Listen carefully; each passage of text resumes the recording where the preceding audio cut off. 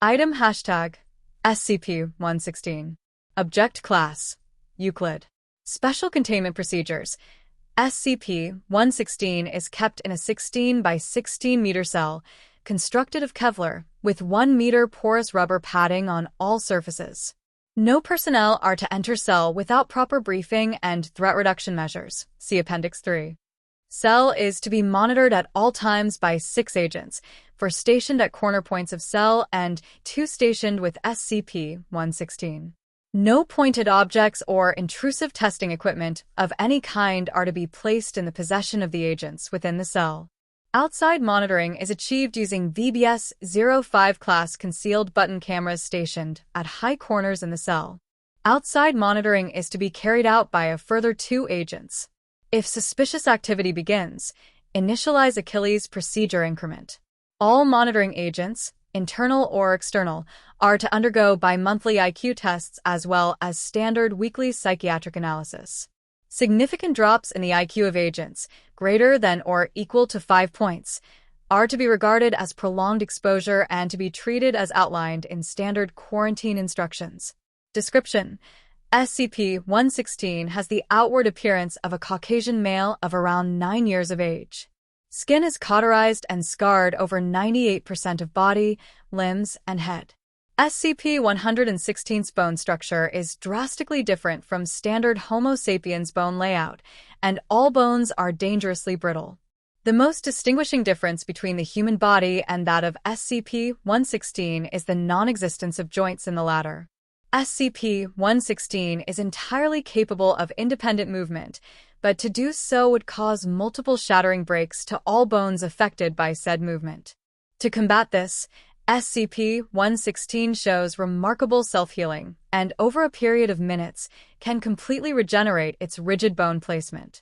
SCP-116 has shown some language skill since acquisition. However, the only language it speaks is a disrupted and broken version of English in which every word has been replaced with an almost entirely unconnected one. Prolonged attempts to make sense of SCP-116's speech have resulted in some long-term mental degradation in researchers. There seems to be no pattern to the word replacement, and attempts continue to translate it.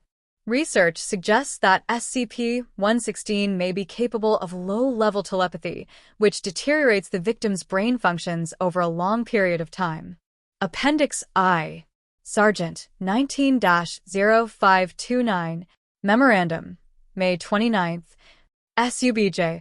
Development of Suicidal Tendencies by SCP-116. NB. SCP-116 has begun to show extreme suicidal tendencies. Request modification of monitoring and containment protocol to avoid undue damage to subject. Appendix 2. Dr. 19-1429. SCP-116 Language Notes. June 19th.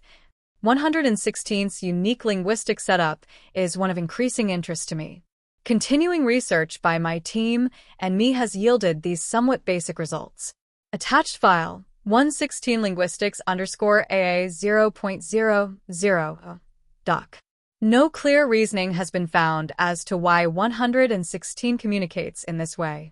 Although the words spoken by it are English, the parameters under which they operate are drastically different.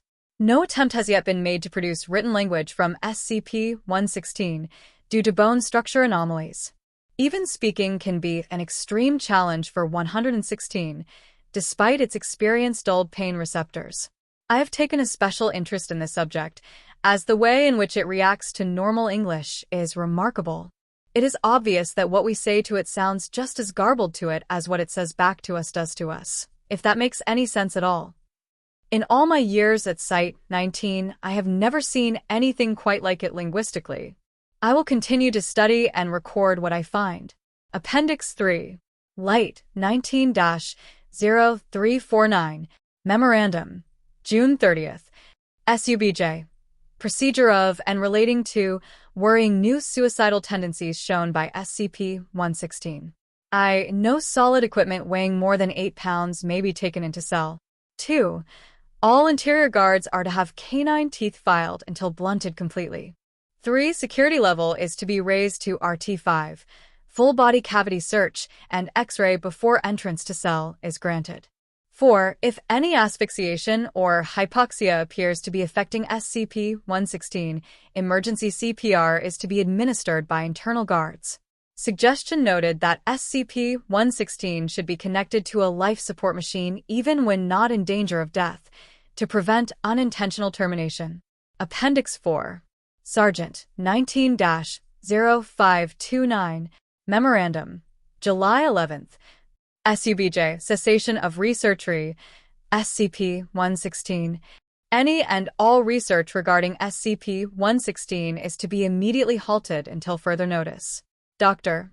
The primary researcher into SCP-116's language and delayed telepathy is to be removed from this site and kept in solitary confinement until all symptoms of his dementia and schizophrenia have dissipated. All personnel involved with SCP-116 are to be quarantined until further notice. Full bone marrow transplants are to be performed on all agents who have been in tactile contact with SCP-116. Suggested termination of Interior Guard Protocol noted. Appendix V. Colonel 20-0212. SUBJ. Cessation of SCP-116 Project. Memorandum. March 20th. Given the suicidal tendencies of SCP-116, its deleterious effects on involved personnel, and lack of significant useful progress in research, I propose we allow SCP-116 to self-terminate in a controlled environment. This thing has, so far, proven to be a fruitless waste of resources. Perhaps post-mortem examination will provide us with answers we haven't been able to obtain so far.